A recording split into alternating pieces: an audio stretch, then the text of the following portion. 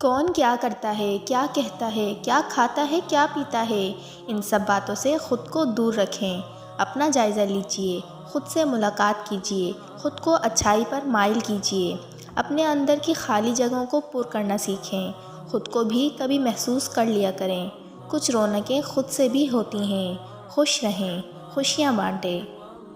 کبھی کبھی بہت تھک جاتی ہوں، سب چھوڑنا چاہتی ہوں، پھر یاد آتا ہے کہ جب اللہ تعالیٰ کا راستہ چنا جاتا ہے تو اللہ تعالیٰ آزماتا بھی ہے۔ ایسے ہو سکتا ہے کہ کوئی اللہ تعالیٰ کے راستے پر چلے اور آزمایا نہ جائے، درد تو سہنا ہی پڑتا ہے۔ نکھرنے کے لیے وقت گزرنے کے ساتھ ساتھ احساس ہوتا ہے یہ کہ کسی وقت جو دعائیں مانگی گئی تھیں ان کا پورا نہ ہونا کتنا بہترین تھا۔ اگر وہ دعائیں اس وقت پوری ہو جاتیں جب مانگی گئی تھیں تو شاید وہ بہت گھاٹے کا سودا ہوتا۔ انسان واقعی نادان ہے۔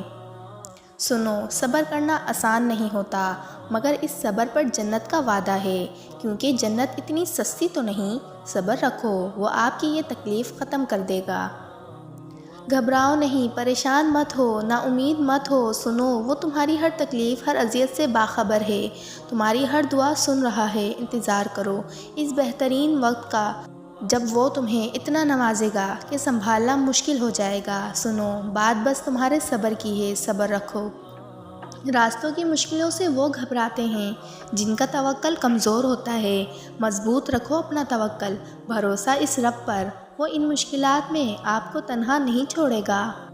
اللہ جل جلالہ نے 7 سمندر پیدا کیے ہیں، لیکن وہ محبت ایک آنسو سے کرتا ہے۔